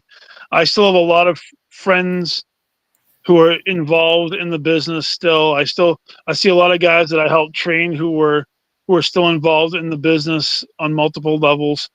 I love it. I'll never stop loving wrestling to the day I die. I might not be able to watch it as much, but I do. I like to go back on the Peacock network and watch like old wrestling pay-per-views from a time since past because that was my era, was in the 80s and stuff. But you're nostalgic. I still enjoy it to this day, and I'm hoping I still have that passion for the paranormal in years from now too. So something tells me you will. You have a lot of enthusiasm, and we thank you for it tonight. Thank you so much. This was the fast. I think this might have been the fastest 2 hours of a show that we've ever had. Paranormal is not going to affect you by like wrestling, so you'll be in it. We're not going to let you. I look forward to meeting you in person and investigating with you sometime. I would love, I would love to do that. I just want to take this moment to thank you guys for having me on the show tonight. It was my honor to get a chance to sit here and talk with you guys tonight, and it was a lot of fun. Yeah, it was a pleasure to have you. Thank you. I'm so happy that you came on tonight, and we got to talk about we had a great time this weekend. So but we do have to end the show. Yep. Mary Beth wants you back. Yeah, Mary Beth, Come on back. She was already planning the next time you're coming on. Yeah, she's going to book you. She's going to book us. We're never going to know you're going to be a guest. Several months out, whenever you want me to come back on, I am more than willing to come back on. We can continue our conversation. Fantastic. We're going to see each other. Okay, we just hit the 2-hour mark, so we really have to say goodnight. I want to thank everybody in the audience tonight. We had an awesome time. Thank you for coming in with your questions and everything. Everybody in the audience, if you like the show, please hit like, please, or hard, whatever you want to put on it. But Jeremy, thank you for coming. I mean, we had a great time this weekend. I'm glad it continued to tonight. Thank you. You were a fantastic guest. Everybody seemed to like you. They like me too, but I don't know why. But they like you even more. Anthony's the eye candy. He's the show's eye candy. I'm the eye candy. So I just want to thank you for coming on, and everybody. I had a fantastic time. We hung out the whole weekend, breakfast, lunch, dinner. So we had a good time. So I want to tell everybody in the audience, you got to be safe out there. When you go on investigations, you got to be safe because you want to look for ghosts. You don't want to be a ghost. Hey, forget about it. Ciao, familia. Bye, everybody. Thank you. Good night. Thank you. Good night. Thank you very much. Hey, how you doing?